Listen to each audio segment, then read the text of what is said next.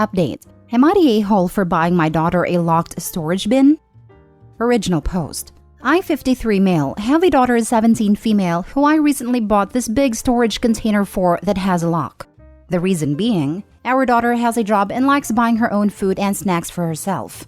The problem is that her mom invites her aunt, uncle, and cousins over all the time, and ever since she started buying her snacks and leaving them in the pantry, they'd eat them without consulting her. She's asked them many times to not eat them, but they don't listen. For reference, she likes to order snacks from other countries as a way to broaden her horizons. She's also linguistically gifted and liked to try and read labels to help expand her vocabulary. These snacks can take weeks to get after she orders them again, and by then, her current snacks are gone. My wife didn't do anything, saying that since our daughter kept them in the pantry there for everyone, she then moved them to her room, and her cousins would go in when she wasn't and take them. So, I went to a hardware store and bought a big container with a lock, and for extra measure, I bought extra locks and drilled holes so that they could be used. Our daughter cried and thanked me because it was pretty expensive and not something she could afford. Of course, the cousins went to get more snacks and threw a fit when they saw it and realized the snacks were in there. They told their parents and they told my wife, and she's not happy with me, saying that our daughter should share her snacks with family and she's being selfish and will get fat.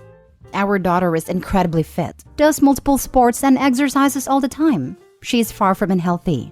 I told my wife she could order her own, and our daughter was happy to tell her where to order them.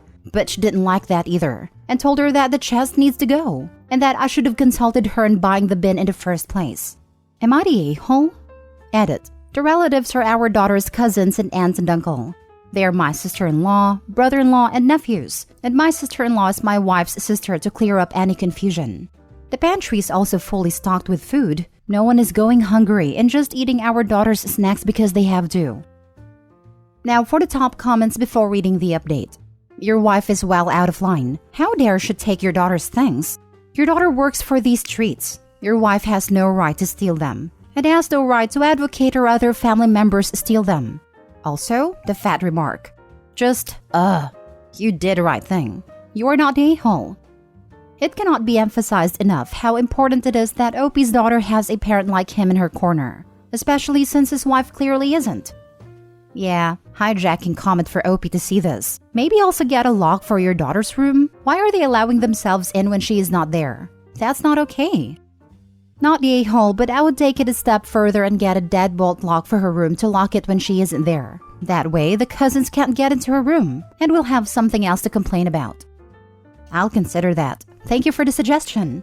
They've always had a nasty habit of going in her room and snooping. It would be a good move. It would give everyone involved a message that your daughter has a right to privacy, and to have her boundaries respected. Why does your wife think it's okay to openly steal from her? Sounds abusive.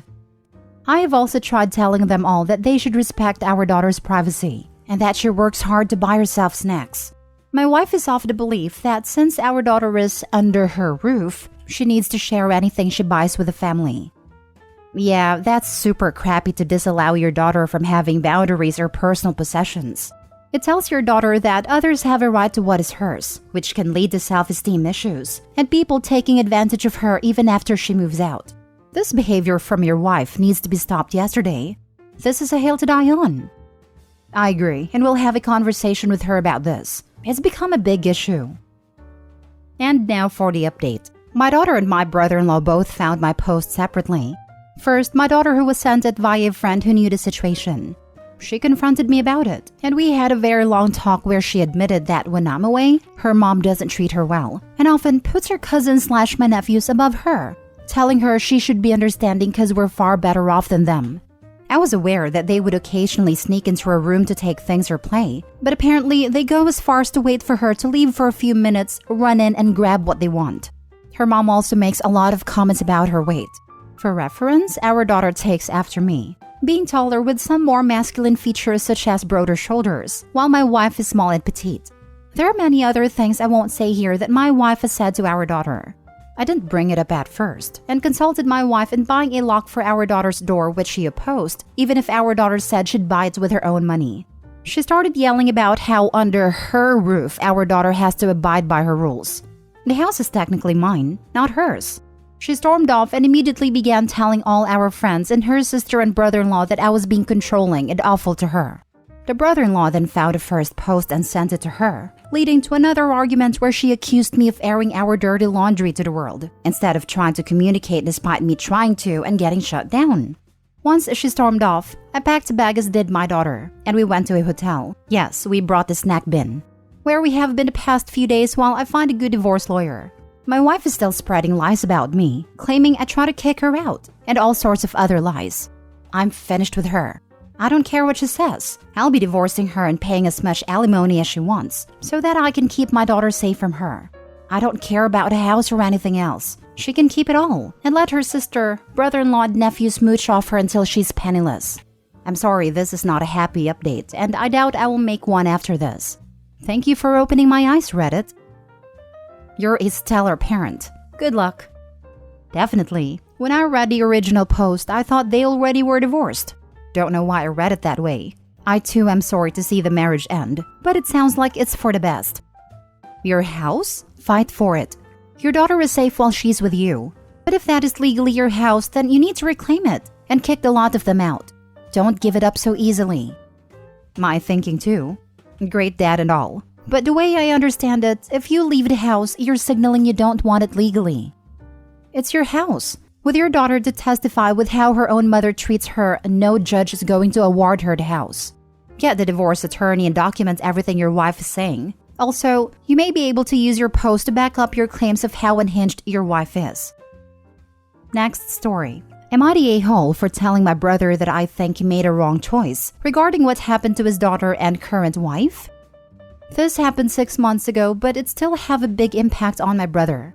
7 months ago, my niece, 19 female, was involved in a big car accident.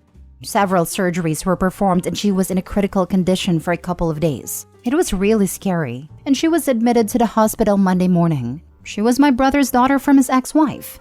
At the same time, his current wife was at the end of her pregnancy. She was in labor and entered the hospital Thursday morning of the same week. She really wanted my brother to be by her side through the whole thing, and it took around 16 hours. My niece woke up for the first time Thursday at noon. There were her mom, my girlfriend, and I. She asked for my brother, but he wasn't there. Then she woke up again in the evening, but he still wasn't there. So the first time I saw her was Friday morning. Everything seemed fine and we were all happy. However, after she was discharged from the hospital to her mom's house, she completely removed my brother from her life. She doesn't answer his calls or even talk to him when he visits. Last week, he came to me losing his mind. He told me that his niece told him, "Why do you even care? I woke up from my deathbed and I didn't find you. Nothing should have been more important than staying by your daughter's side when she was almost dying." At the same time, his relationship with his current wife is also strained due to this, so he asked me to give my honest opinion about what he did. I told him that I think he made a wrong decision, and his daughter should have been a priority. But to be fair, he had a very bad luck that the only hours he was there is when she woke up. He got angry and left. Am I the a-hole? Should I have told him that I agree with him so he doesn't feel more guilt? Now for the top comments. This was a lose-lose situation. He made a gamble and lost. As a parent, your child needs you. As a spouse, your spouse needs you. How do you choose? He was there but not when she could see him. At the same time, based on her reaction, there's some other stuff going on in the background that's not being said here. I can't give an opinion without knowing more backstory between them. If the wife and niece would both be equally distraught by his absence, then the brother's decision was a prudent choice. If he was with a daughter, then he was guaranteed to miss his wife giving birth. Whereas if he was with his wife, there was only a chance that his daughter would wake up while he was gone. There also is a decent chance that he wouldn't be there when his daughter woke up regardless, unless he was sleeping in her hospital room, which is a possibility but not forever. Not the a-hole. I understand wanting to be there to support your wife and wanting to see your baby being born, but that child will never remember his being there. But your niece will never forget him not being there when she awoke after nearly dying. I'm really shocked by the wife. I can't imagine keeping someone from their child's side when they were on the brink, and to force him to stay through the entire labor? Yeah, I can't blame your niece for needing space. I don't know how you come back from this. If your brother didn't want to hear your honest opinion, he shouldn't have asked you for it. I mean, birth can become a life or death situation at a moment's notice, whether for the mom or the baby. If it was her first baby, and especially if there were any complications / it was a high-risk pregnancy, I can kind of understand wanting him there and him feeling obligated to be there. What if she needed him to advocate for her? What if something went wrong? Birthing a baby can be a really scary experience depending on the circumstances. It's not just about seeing your child be born. I just feel like he was in a no-win situation.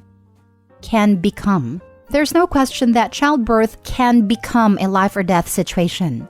But his other daughter was in an actual life or death situation. Or at least that's how she perceives it. And that's how it reads.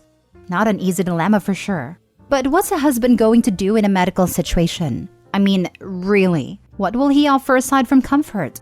This way, he chose to comfort his girlfriend / wife, who only had the potential to need it, over his daughter who certainly needed it. No a-holes here. How's that woman? I had an easy pregnancy and the birth went great. Until it didn't. My first child had been a C-section, the second normal delivery. And second was coming out. He got caught in some scar tissue causing me to hemorrhage. I did die on the table. And my husband had to make traumatic decisions in the spur of the moment. It was terrifying. Luckily, I survived. Without him there to make decisions, when seconds counted, I could have stayed dead. And my 2-year-old and newborn children would have been without a mother. His other daughter was in a coma. He had no idea she was going to wake up. In my situation, if he had been with his daughter instead of me, I would have not recovered. He was in a tough position. However, there was nothing he could actually do for his comatose daughter except watch her. He could help his wife. No a-holes here. I get why the daughter feels the way she does, but I don't think she's being fair. Dad was in an untenable situation and made the best decision he could at a time. Hopefully with time, daughter will realize that. I was wondering about this being possibly not an a-hole or no a-holes here until you said this. He had very bad luck that the only hours he was there she woke up. So he was there, just not when she was awake. The guy has a new kid being born and is juggling that with a kid unconscious with no telling when she would be waking up. And you come up with this answer? Yeah, you're the a-hole. Last story. Am I the a-hole for calling my sister cruel for her tattoo idea? Sister is 28, I'm 26 male. My sister Nora has always had a strained relationship with our parents, especially my mom. I am clearly not privy to the reasons because things are fine with me and my parents. When Nora went to college, she met her creative writing professor as a freshman and they got close immediately. They would do a lot together and worked closely on a few different writing projects. Nora never specifically said this, but it was obvious to anyone who saw them interact that they had a substitute mother/daughter type relationship, which hurts my mom a lot to see. I always thought she'd grow out of it or that the professor would move on, but 10 years later they were still very close. About a month ago, the professor died unexpectedly and it devastated Nora. She was really depressed over the holidays, which of course was all in front of my mom. It was a difficult reminder that Nora loved the professor as a mother way more than she ever loved my mom as a mother. She still talks to my parents and stuff, and they don't fight or anything, but Nora's very distant and doesn't tell them anything about her life beyond the bare minimum. My mom tried to comfort Nora, but Nora was doing her distant thing and didn't want comfort. Something unfortunate that happened to Nora is that when she got the call that she died, she was brewing tea, and in the shock of the news, she spilled boiling water on her arm which burned her kind of badly on her wrist. I think the burn was like on the borderline of 2nd and 3rd degree, and definitely still looked pretty rough during the holidays. Nora said it was especially hard because in addition to the physical pain, every time she looks at it, she is reminded of the moment she found out the prof died, which I totally get. I was on FaceTime with Nora, and she said she talked to her tattoo artist friend who said that the burn should be able to heal well enough to get a tattoo over it. Nora then excitedly told me about her idea, which is a type of flower that a prof gave her a bouquet of for her undergrad graduation. My mom was so embarrassed that day, because she didn't get Nora flowers, but the prof did and Nora was parading them around so happy, and it was a reminder of their connection. I guess Nora and the prof exchanged these flowers for every special occasions like birthdays, etc. So now she wants to get a decent-sized tattoo in a highly visible spot of something that will remind everyone of the prof. I told Nora that this seemed really cruel to my mom, who already feels cast aside, and like she's in exile from Nora. And that's without a constant permanent reminder. Nora kind of scoffed and said, "I can't believe you think you have the right to tell me not to do this," called me an a-hole and hung up. And is still not talking to me except for a very brief text saying congrats for a promotion I just got. My parents aren't commenting. My dad said I should have just kept quiet even though he agrees, and my mom made no comment, but seemed grateful I stood up for her. I feel like I was just being protective of my mom. But am I the a-hole? What you have described is the golden child and the scapegoat child, you being the golden child. Nora didn't get what she needed from her own mother, and was incredibly fortunate that another stepped in and took on that role. Take your blinders off and see. Ask your sister if she felt second best growing up, and be open and silent when and to what she tells you. Yes, you're the a-hole. You're the a-hole. Agree. Not much else to say other than it's okay for people to have meaningful connections to humans in life who aren't their parents, and honor them in that connection however they want. It's not her problem to deal with her mother's pain or feeling left out. You're the a-hole. Mind your business. Your mom being embarrassed because she forgot to buy her daughter flowers is her own damn problem. We can all tell you were mommy's golden child from this post. Your poor sister. I don't even think mom forgot anything, to be honest. She didn't bother getting her daughter anything, and then got mad that someone else did notice and value daughter's hard work. Info, my mom was so embarrassed that day because she didn't get Nora flowers. Why the heck are you so concerned about protecting this woman's feelings?